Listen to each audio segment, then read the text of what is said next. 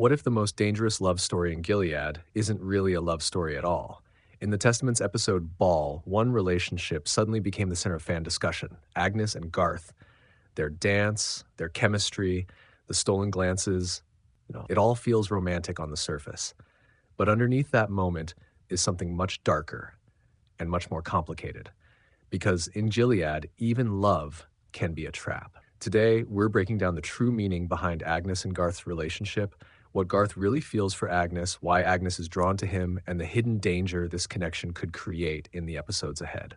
Let's dive in. Episode Ball is one of the smartest episodes of the Testament so far because it disguises horror as elegance.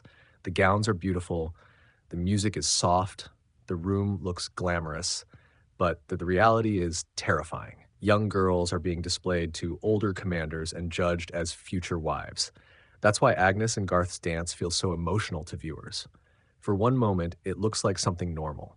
Two young people dancing, two people who actually know each other, two people who seem close in age. But the reason fans connected to this scene is because it gave us something almost impossible in Gilead, a glimpse of real human emotion.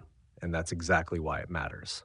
Section 1, Why Agnes is Attracted to Garth. To understand this relationship, we first need to understand Agnes. Agnes has grown up inside Gilead's system. Her life has been controlled from the beginning. She's been taught obedience, silence, submission, marriage as duty, not desire, not choice. So when Agnes looks at Garth, she isn't just seeing a potential husband. She's seeing something rare: safety, familiarity, and maybe even kindness. Compared to older commanders like Weston, Garth feels human. He talks to her normally. He doesn't treat her like property. He seems to notice her as a person. That may sound basic in our world, but inside Gilead, that's revolutionary. Agnes is starving emotionally. She lives in a system where girls are trained, evaluated, and handed over. So naturally, when one man treats her with even a little respect, those feelings become powerful. This is important because Agnes may not even understand whether what she feels is love or relief. And that distinction matters because oppressed people often confuse comfort with freedom. To Agnes, marrying Garth may feel like escape, but is it? That's the real question. What Garth really feels. Now let's talk about Garth, the most mysterious part of this equation. According to actor Brad Alexander, Garth's feelings are described as restrained affection. That phrase tells us everything. Not passion, not romance, not love. Restrained affection, meaning he feels something but keeps it locked away. Why? Because Garth is psychologically damaged by Gilead too. He grew up in a world where emotional intimacy was erased, where marriage is political, where women are assets, where desire is dangerous. So when Agnes enters his emotional space, Garth doesn't have language for what he feels. He doesn't know how to process tenderness. He doesn't know how to express care. He likely doesn't even know if what he feels is attraction, protectiveness, guilt, or genuine connection. That makes Garth fascinating, because unlike Agnes, who dreams emotionally, Garth thinks strategically. His mission is Mayday. His goal is destroying Gilead.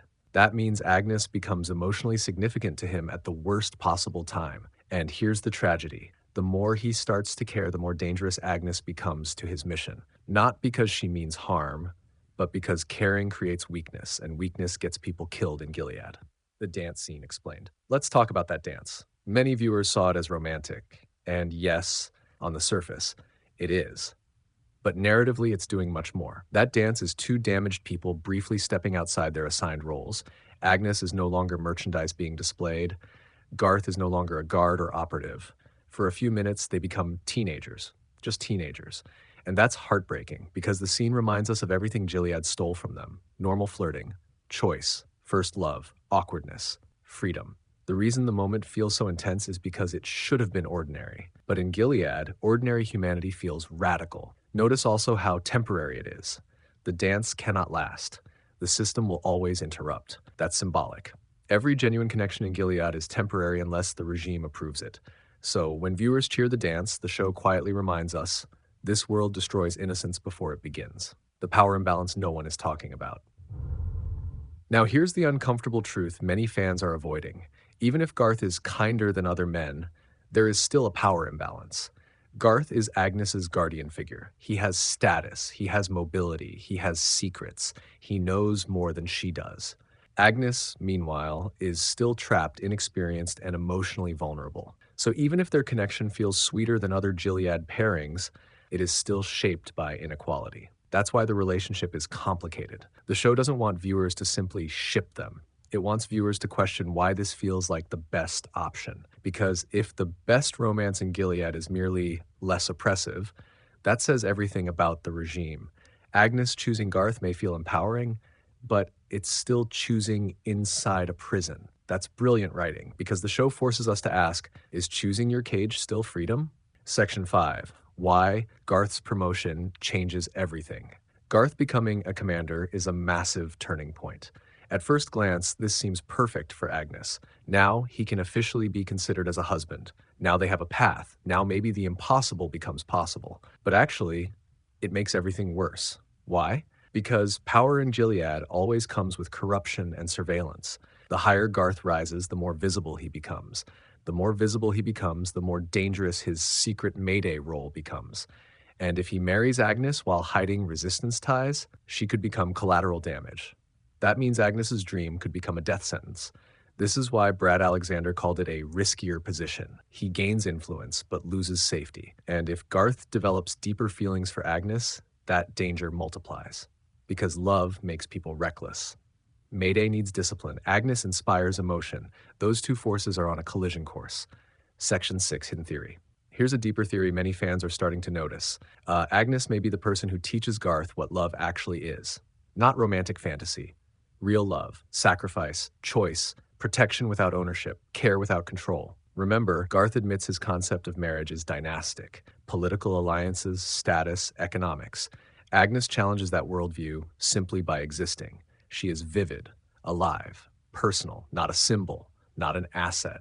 If Garth falls for Agnes, he isn't just falling for a girl, he is rejecting the ideology that raised him. That's huge, because revolutions don't only happen through bombs and secrets. They happen when people unlearn what power taught them. Agnes could become Garth's emotional rebellion. Section 7. Will they end up together?